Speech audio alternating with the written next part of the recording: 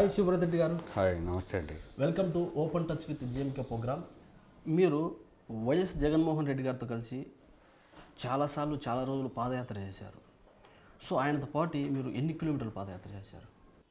ఓదార్పు యాత్ర ప్రారంభమైంది మా ఇంట్లోంచి, అంటే మా మామగారి ఇంట్లోంచి. అంటే మీ నాన్నగారు గోసుల కృష్ణారెడ్డి గారు అప్పట్లో వైఎస్ రాజశేఖర రెడ్డి గారు మంచి సన్నిహితులుగా ఉండేవారని విన్నాం మేము. సో దాని బాండింగ్ వల్లనే మీకు జగన్మోహన్ రెడ్డి గారికి కూడా మంచి బాండింగ్ వచ్చిందా? రాజశేఖర రెడ్డి గారు మా నాన్నకు ఉండే సంబంధం అది నిజంగా అది చెప్పలేని అంత అభిమానం వాళ్ళిద్దరికి. మీరు ఇప్పటి వరకు ఎన్ని వైద్య శిబిరాలు, ఉచిత వైద్య శిబిరాలు చేశారు? ఈ వైద్య వృత్తిలో ఉన్నాం, మనమంటూ చదువుకున్నాం. ఓకే, మన చదువునో లేకుండా మన సేవనో ఏదో ఒక రూపంలో ఎవరికొకరికి ఉపయోగపడాలి. ఓకే, నేను మిమ్మల్ని ఒక క్వశ్చన్ అడుగుతాను, దానికి మీరు చాలా డేర్గా సూటిగా ఆన్సర్ చెప్తానంటేనే అడుగుతాను. అడగండి. ఓకే, ఏం ఇబ్బంది, మీరు కరెక్ట్గా చెప్పాలి. చెప్పండి. ఏదైతే మీ గ్రామంలో పాతగడప గ్రామంలో 2014లో జరిగినటువంటి కార్పొరేషన్ ఎలక్షన్స్లలో టీడీపీకి సపోర్ట్ చేశారని, గ్రామంలో టీడీపీ వచ్చినా పర్వాలేదు అని చెప్పి సపోర్ట్ చేశారని, కావాలంటే వైఎస్ జగన్మోహన్ రెడ్డి గారిని పైన మెయిన్ ఎలక్షన్స్లో సీఎం చేసుకుంటాము అని చెప్పేసి టీడీపీ వాళ్ళకి మీరు సపోర్ట్ చేశారని మేము సర్చింగ్లో కొంతమంది చెప్పారు మాకు. సో దాని గురించి మీరు ఏమంటారు?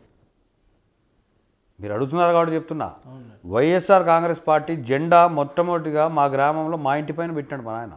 ఓకే, జెండా మీరందరూ చూసింటారు, బహుశా ఈ మా జిల్లాలో కూడా జెండా వచ్చిండదు. ఓకే, రాష్ట్రం విడిదీసిన తర్వాత మన ఆంధ్ర రాష్ట్రానికి ఎటువంటి గొప్ప ఇండస్ట్రీ ఏది రాలేదు, గొప్ప ప్రాజెక్ట్ ఏది రాలేదు, ఐటీ కంపెనీలు రాలేదు, గొప్ప హాస్పిటల్ రాలేదు. ఓకే, దీనికి కారణం ఏంటి? ప్రత్యేక హోదా లేకపోవడమే. ప్రత్యేక హోదా వస్తే తప్పకుండా. మీకు స్వయంగా జగన్మోహన్ రెడ్డి గారి ఆఫీస్ నుంచే ఒక ప్రశంస లెటర్ వచ్చి అప్రిషియేషన్ లెటర్ వచ్చిందంట, దానికి గల కారణాలు ఏంటి? నేను మొట్టమొదటిసారిగా రాజశేఖర రెడ్డి గారిని 1991లో చూశాను. ఓకే, ఆయన గాంభీర్యం కానీ, ఆయన పంచకట్టుడు కానీ, ఒక డాక్టర్, అరే డాక్టర్ నేను డాక్టర్ చేయాలనేది నాకు ఒక పెద్ద, నేను ఆశపడింది, నేను చేయాలనుకునేది ఆయన చూసే. వైఎస్ జగన్మోహన్ రెడ్డి గారు సీఎం అయితే రాజశేఖర రెడ్డి గారు ఏదైతే పూర్వం వైద్యానికి సంబంధించిన ఆరోగ్యశ్రీ పెట్టారో అది మళ్ళీ పూర్వవైభవం వస్తుందంటారు? ఓకే, మా ఒంట్లో ప్రాణం ఉన్నంత వరకు వైఎస్ జగన్మోహన్ రెడ్డి వెంటే నడుస్తుంది, దాంట్లో అనుమానం లేదు.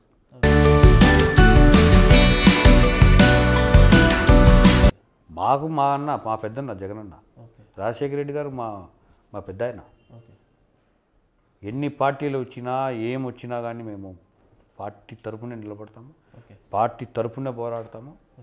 ఏ కష్టం వచ్చినా నష్టం వచ్చినా ఖచ్చితంగా అది మా జగన్మోహన్ రెడ్డి గారి పక్షానే మేము నిలబడతామని మరొకసారి ఈ ఛానల్ ద్వారా తెలియపరుస్తున్నాం.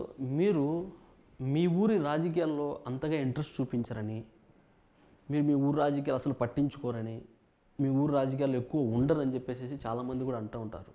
మీరు ఎంతవరకు ఉన్నా కూడా స్టేట్ వైజ్గా అలా వెళ్తారు, ఊరి గురించి పట్టించుకోరు అని చాలామంది అంటారు. దీని గురించి మీరేమంటారు? గ్రామాల్లో చిన్న చితక గొడవలు ఏదైనా కానీ మేము వైఎస్ఆర్ కాంగ్రెస్ మద్దతు తెలపడమే, మేము తెలపమనే చెప్తాం.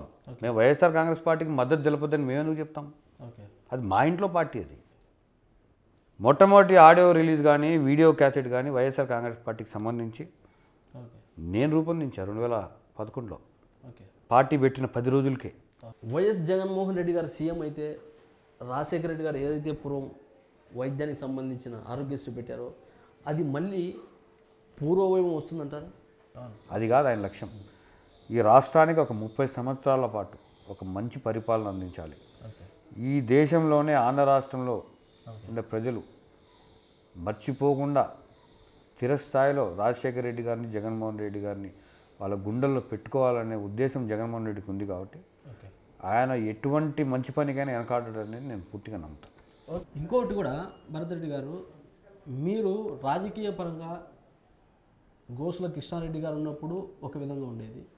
సో ఆయన లేని తర్వాత మీకు తగ్గిపోయింది ఊర్లో అని చెప్పేసి, సో భరత్ రెడ్డి గారిని రాజకీయ పరంగా అంత పైకి రానివ్వకూడదని చెప్పేసి కొన్ని రకాల వర్గాల వారు చేస్తున్నారని కూడా విన్నాము రీసెంట్గా మేము చేసిన సర్చింగ్లో. సో దీని గురించి మీరు ఏమంటారు? నా వెంట మా ప్రజలు ఉన్నారండి. మా పాతకడప చుట్టుపక్కల గ్రామ పరిసర ప్రాంతాల ప్రజలు నా వెంట ఉన్నారు. వాళ్ళ కోసం నేను ఎన్నో కార్యక్రమాలు చేస్తున్నా. వాళ్ళకి ఏ అవసరం ఉన్నా, ఏ ఆపద ఉన్నా, ఏ అర్ధరాత్రి అయినా నా ఇంటికి వచ్చి లేపే లిబర్టీ వాళ్ళకు ఉంది. ఓకే. సో దాంట్లో ఏం అనుమానం లేదు. నా తండ్రి గారు ఏ విధమైన ఈ మొట్టమొదటిగా ఏంటంటే మా ప్రాధాన్యం మా ఊరు ప్రజలే. ఓకే. రాష్ట్ర వ్యాప్తంగా ఎక్కడ తిరిగినా కానీ మా ఆలోచన అంతా చెప్పి మా ఊరు డెవలప్మెంట్ మీద ఉంటుంది, మా ఊరు ప్రజలపైనే ఉంటుంది. మా ఊరు ప్రజలు మంచి మంచి ఉన్నత చదువులు చదవాలి, మా ఊరు ప్రజలు మంచి ఉన్నత స్థాయిలో ఎదగాల. ఎవరో ఒకరో ఇద్దరో ఏదో అన్నారని అంటుంటారండి. ఇప్పుడు రాజకీయంలో ఎదిగే కొద్దికి కామెంట్లు చేస్తుంటారు. ఓకే. నేనే ఏంది పెద్ద పెద్ద గొప్ప రాజకీయ నాయకుల్ని కామెంట్ చేసిన సందర్భాలు ఉన్నాయి ఈ చరిత్ర. ఓకే. ఎప్పుడైనా కానీ మా సిద్ధాంతం ఏంటంటే, నా పద్ధతి ఏంటంటే ఎదిగే కొద్దికి ఒదిగి ఉండామనేది నా ప్రిన్సిపల్. ఓకే. సో ఎంతోమంది ఎన్నో అంటారు, దాన్ని మనం పట్టించుకోవాల్సిన అవసరం లేదు. జగన్మోహన్ రెడ్డి గారు కన్ఫామ్గా సీఎం అవుతారంటారా ఈసారి? సో జగన్మోహన్ రెడ్డి గారు అధికారంలోకి వచ్చిన తర్వాత మేము ఆయన దృష్టికి తీసుకోవడం జరుగుతుంది. మాకు పూర్తి నమ్మకం ఉంది ఆయన తప్పకుండా మేము ఏదైతే అడుగుతామో ఆ గుడికి సంబంధించి ఆ నెరవేరుస్తాడనే నమ్మకం ఉంది. అందులో భాగంగానే ఓకే. నేను ఆ రోజు బ్రహ్మోత్సవాలు కూడా ఆయన తీసుకోవడం జరిగింది. ఓకే. అంటే చూడాలా, జగన్మోహన్ రెడ్డి గారు కూడా చూడాలి ఆ రోడ్లు ఎట్లున్నాయి, ఓకే. ఆ ఏరియా ఏ విధంగా ఉంది, చాలా ఇరుకిరుగ్గా ఉంటుంది, రోడ్లు సరిగ్గా. ఓకే. ఆయన నాకు మళ్ళీ ఆయన దాని గురించి చర్చించడం కూడా జరిగింది కారులో. ఓకే. ఏంది చాలా ఇరుగ్గిరుగ్గా ఉంది, దీనికి ఒక సరైన మా రోడ్ లేదు, ఓకే. ఒక గుర్తింపు లేదు అంటే, మేము ఆ రోజే నాన్న మీరు వచ్చిన తర్వాతనే మీరు దీని మీద చర్య తీసుకోవాలంటే ఖచ్చితంగా భారత్ దాని మీద మనము ఒక కమిటీ వేస్తాం. ఆ కమిటీ ద్వారా మనం దానికి ఏదైతే మేలు చేయగలుగుతాం మీరు అప్పుడే చెప్పారా? అప్పుడే చెప్పాను, ఓకే. ఆ రోజే చెప్పాను. అన్న మిమ్మల్ని పిలిచిన కారణం కూడా ముఖ్య ఉద్దేశం ఇది. ఓకే. ఇంకొక అదృష్టం ఏంటంటే మాకు పెద్ద 600 ఎకరాల చెరువు ఉంది. ఎందుకంటే ఇటీవల ఒక 6 నెలల క్రితం కూడా మా గ్రామంలో నన్ను రాజకీయంగా అణగదొక్కాలి, రాజకీయంగా ఉండకూడదు, ఏ సేవా కార్యక్రమాల్లో మనం ఉండకూడదు, ఈ కుటుంబం అంతమైపోవాలని చాలామంది చాలా రకాలుగా ప్రయత్నం చేశారు. ఓకే. చాలామంది చాలా రకాలుగా మాట్లాడారు కూడా. ఓకే. అది ఏమని అనుకోవచ్చు, ఈర్ష్యని అనుకోవచ్చు, అప్రదత్త భావమని అనుకోవచ్చు. అని వాళ్ళందరికీ నేను చెప్పేది ఒకటి, ఏం మర్చిపోవాల్సిన అవసరం లేదు. ఓకే. గోసుల కుటుంబం అనేది ఈరోజు వచ్చింది కాదు, 100 సంవత్సరాల చరిత్ర కలిగిన కుటుంబం. ఓకే. ఆ గోసుల కుటుంబం అనేది ఈరోజు డబ్బు చూడలే, ఇప్పటి నుంచో డబ్బు చూసాను. ఓకే. గోసుల కుటుంబం ఈరోజు పరువు ఆ ప్రతిష్టలను చూడలే, ఎప్పుడో గొప్పగా బతికిన కుటుంబం, గొప్పగా బతుకుతుంది కూడా రాబోయే తరాల్లో, ఎటువంటి అనుమానం లేదు. ఇంత ధైర్యంగా నేను ముందుకు పోతున్నా, ఇంత ధైర్యంగా నేను ఇన్ని కార్యక్రమాలు చేస్తున్నా మా అన్న చనిపోయిన తర్వాత, మా నాన్న చనిపోయిన తర్వాత అంటే దానికి మెయిన్ ధైర్యం మా అమ్మాయి. ఓకే. దాని ఎటువంటి సందేహం లేదు. మా మామగారు మా అత్తగారు సపోర్ట్ అంతే ఉంది. నేను ఇద్దరిని ఒకే సమానంగా నేను భావిస్తాను. నేను మా అత్త నన్ను వేరుగా లేదు, మా అమ్మ నన్ను వేరుగా, కానీ మా అమ్మ మా నాయన్ని, మా అత్త మా మామని నేను సమానంగా నేను చూసుకుంటా వాళ్ళని. ఓకే. అంటే ఫ్యామిలీ పరంగా ఫుల్ సపోర్ట్ అంటారు? Full 100% support. ఓకే. మా రెండో అన్న చాలా మౌనంగా ఉంటాడు. ఓకే. ఆయన అర్థం వేరు, మౌనం అర్థం వేరు. మనిషి ఆయన కూడా, కానీ ఎప్పుడు కూడా అది ఎక్స్ప్రెస్ చేయడు. ఓకే. మీరు ఇంకా ఫ్రీ టైం దొరికినప్పుడు ఇంట్లో మీ కొడుకు ఆయుష్ సంథింగ్ పేరేంటి, ఆరుష్ గారితో చాలా ఫ్రెండ్లీగా టైం ఫ్రీ చేస్తూ ఉంటారని చూసాం, విన్నాం మేము. సో ఎలా ఉంటుంది మీ ఇద్దరు బాండింగ్, ఫాదర్ అండ్ సన్?